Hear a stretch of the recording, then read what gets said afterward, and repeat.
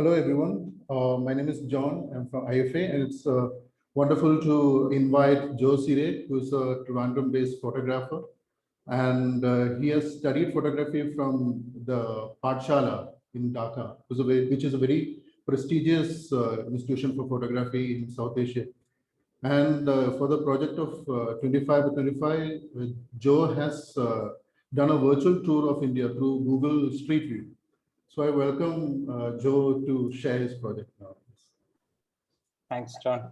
Am I audible? Am I clearly audible? Yeah, okay. Yeah. Thank you.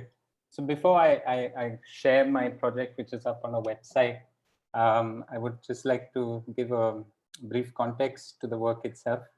When IFA came out with this call for the 25-25, it was in the latter half of last year, a year which for me and for most of us was one in which we were grappling to adjust to new realities brought forward by the pandemic. For me personally, it has actually been a very significant year. I got married last year. I started a master's course, and perhaps most significantly, I became a father.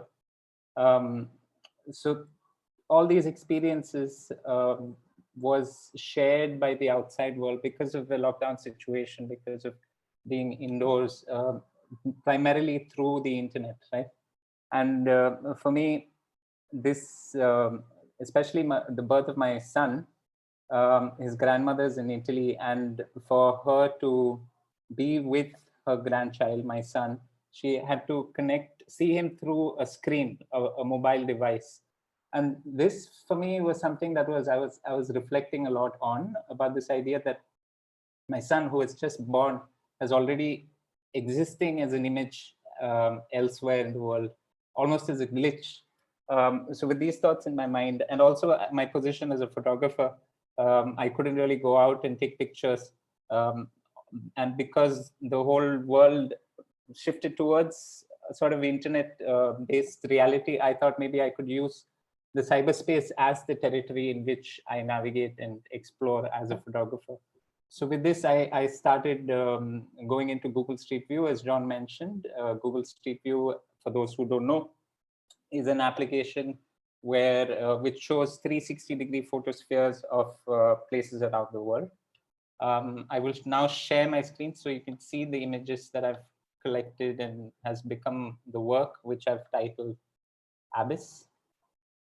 So this is the, are you able to see? I hope you're able to see the screen. Can do yes. we can see. Okay. Thank you. So this is the landing page of my of the work Abyss. It starts with these images of the sky which move rapidly, almost like palpitations. In a way, it is for me this invasion of images into our life, right? These images, these skies are actually, so in a photosphere inside Google Street View, if you look to the top, that you see this almost like a piercing through the sky. I found this kind of interesting, and I started collecting many of these images and created this GIF. For me, these piercings kind of become a sort of portal into another dimension almost, which we enter, a dimension of the cloud, you know, of entering the cloud. So once you click on this, you enter the next page where the images itself are. Again, it starts with this image of a cloud and an abstract shape obscuring it. And we move into this sort of another world which exists in the cyberspace, which is, of course, created through physical infrastructure that exists in the real world. But when I was going through Google Street View and collecting images, I started focusing on glitched images. And what manifested in the work are actually a collection, a series of several glitched images. Glitched, I use it in a wider sense. For me, it is a break from the flow of technology. There are the images that I've shared, there are different kinds of glitches. There are blurs, there are cracks, there are ruptures, there are misplacements. So there's a wide variety of glitches, all showing a part of India. Right? For me, these glitches take the discourse away from this normal discourse of what photography is And these imperfections actually create a possibility for asking newer questions.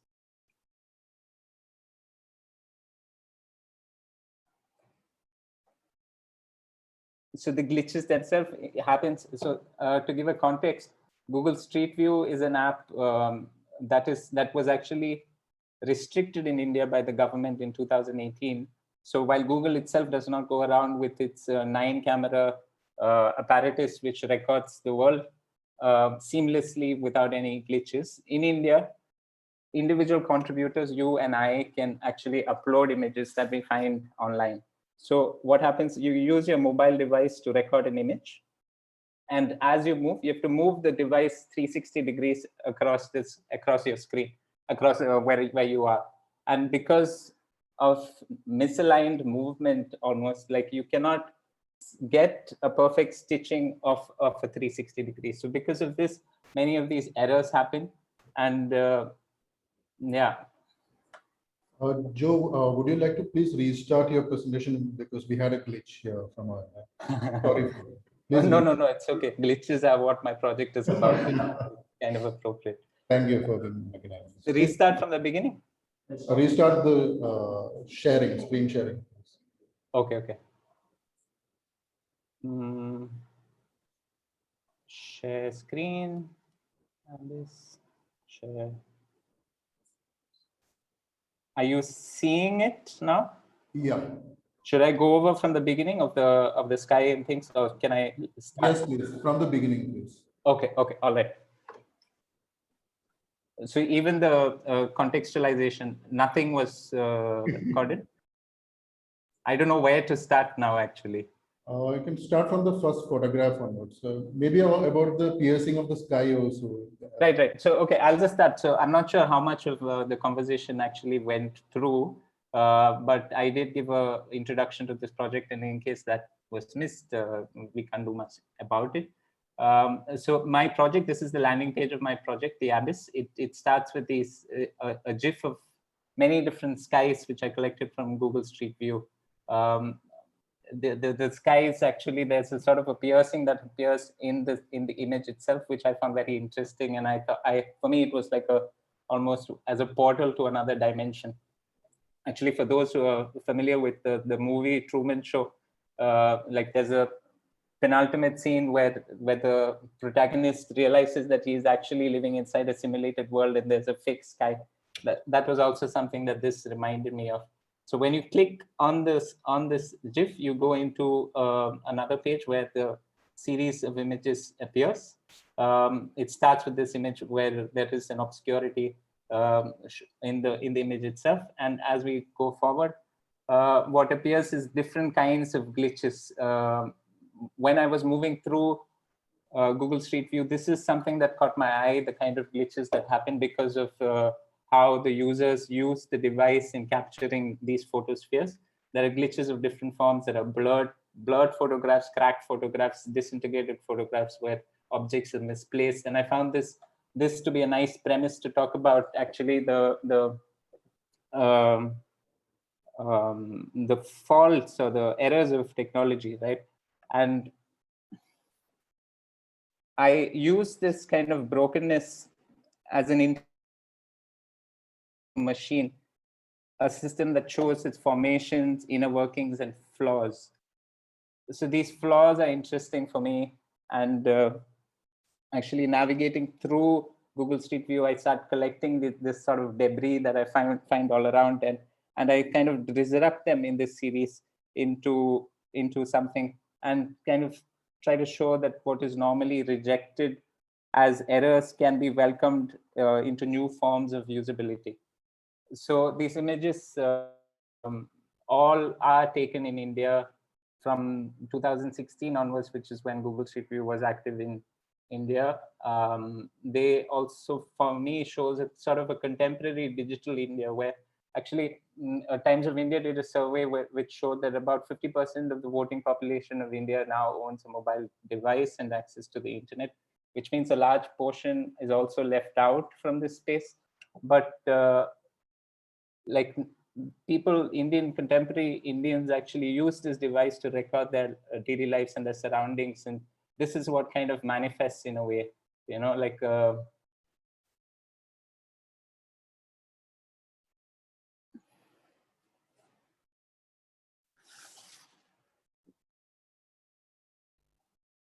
I'm just going to show the images a bit.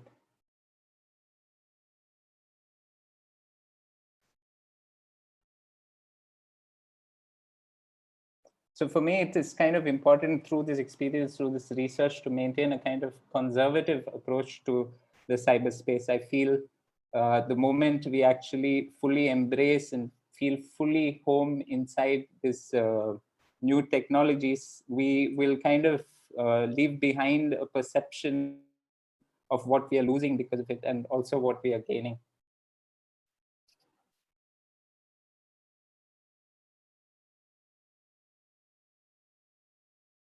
So navigating through this cyberspace is also one where the coordinates that are regulated by the universal rules are actually left behind.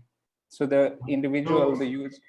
I apologize to interrupt again, but can you please pause for a few seconds, please? Right.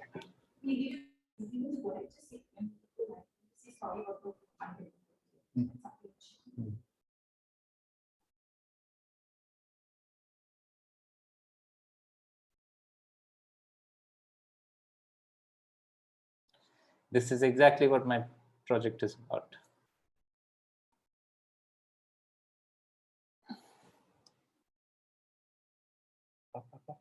Should I stop sharing?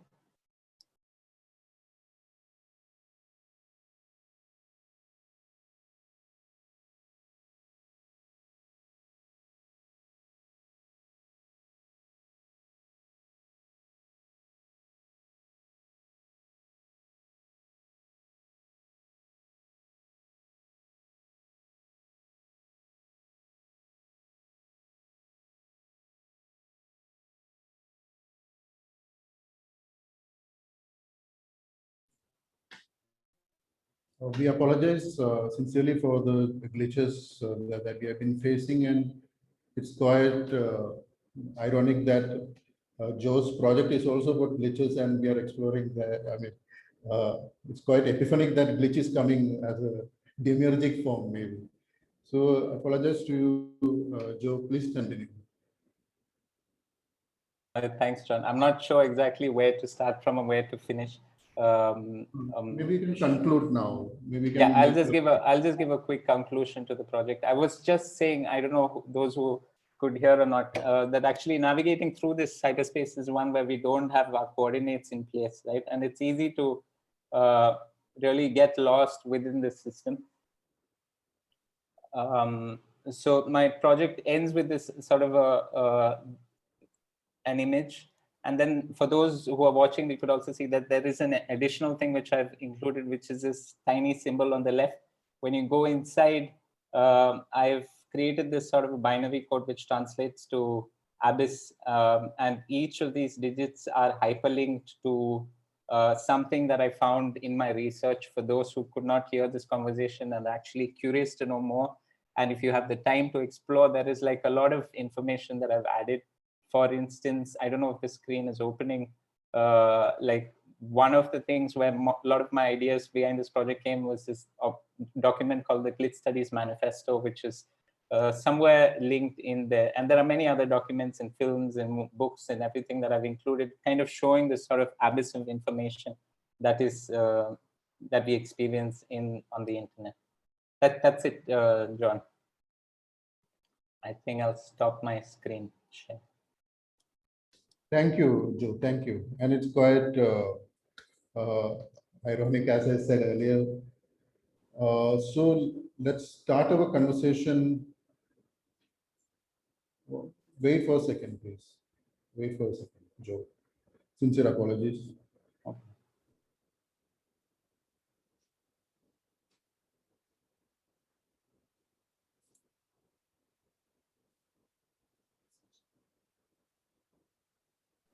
I like the newsroom look you have. Yeah, there's a Arnab Goswami of art world. Yeah.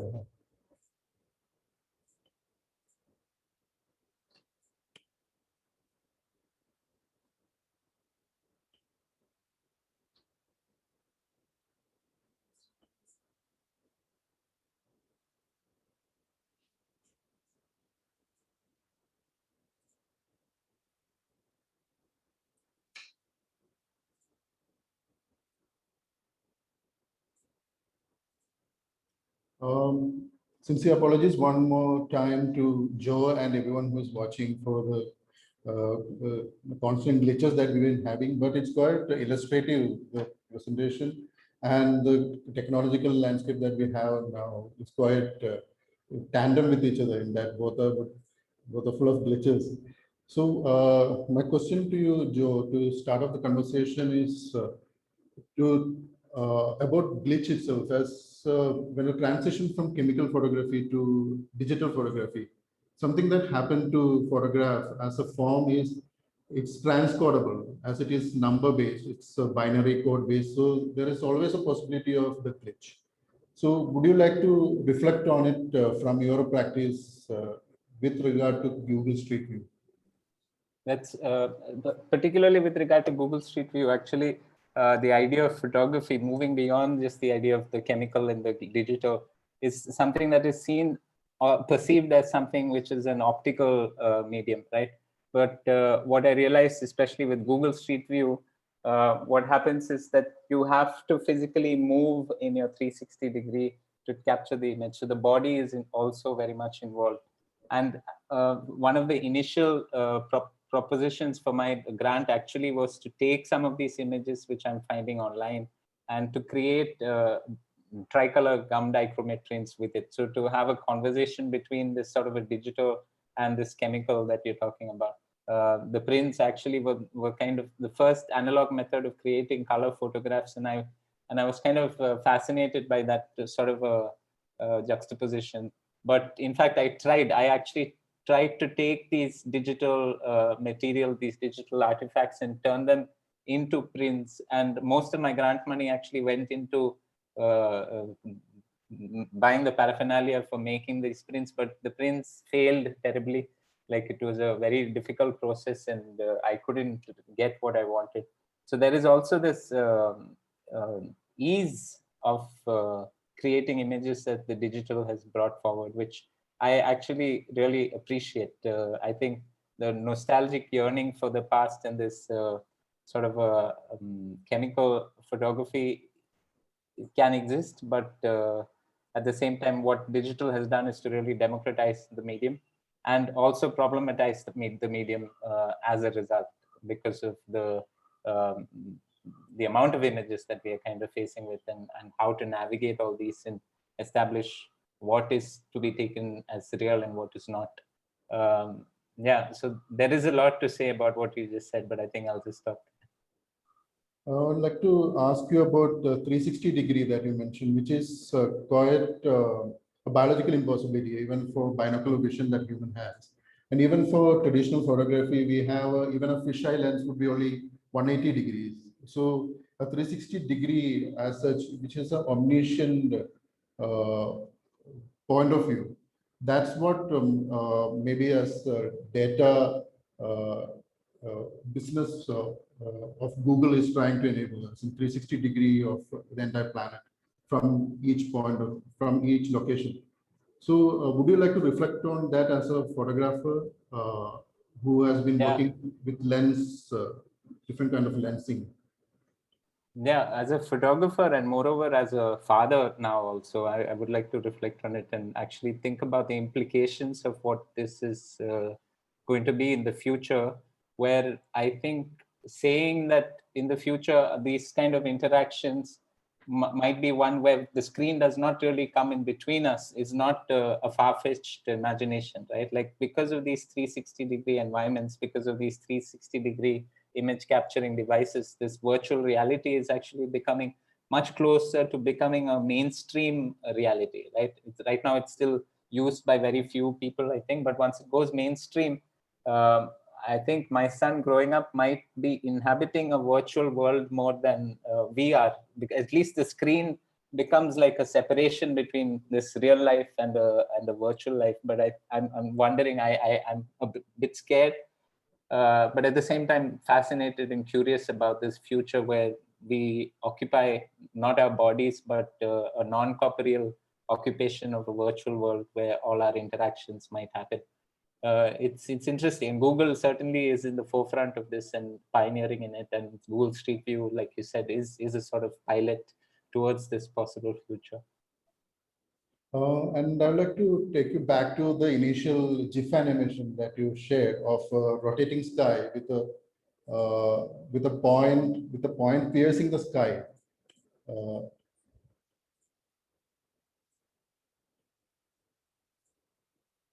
Joe, can you hear me? Yes, so I'd like to take you back to the initial GIF animation, which had a central point, which is like a zenith, which is which is like a fulcrum for a rotating sky. So, which is also taking me to the Cartesian concept of a point of origin, 0, or linear perspective, and the entire universe in which one point can be a vantage point, which is the beginning of Renaissance also. So, which is later developed to photography through lensing and various technologies development. And when we look at Google as a technology, it is algorithm based, which is binary code as of now, 0 and 1. Whereas the zenith as a point is 0, as in Cartesian system. So, do you have any thoughts on this metrics of thinking? You're not audible, maybe. Please unmute yourself.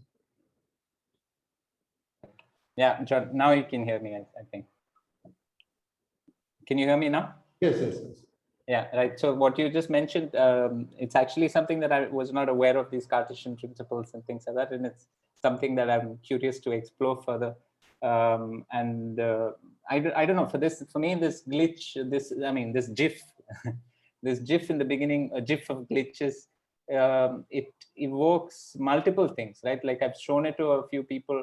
Some people think of it as like somebody pitching a tent and the kind of point that happens, and because of that, so it kind of evokes multiple perceptions and interpretations, which is actually something that again I embrace in this project, not only in this GIF entirely. I think it will be fascinating to hear from anybody who happens across the website or is following this on the kind of thoughts that it might have provoked in them as well. Thank you, Joe. Thank you. Thanks a lot, John. And we are out of time. So please join me in thanking Joe for having a wonderful presentation. And I will welcome all of you to check out Joe's project online as well. Please. Thank you, sir. Thanks a lot, John. Thanks.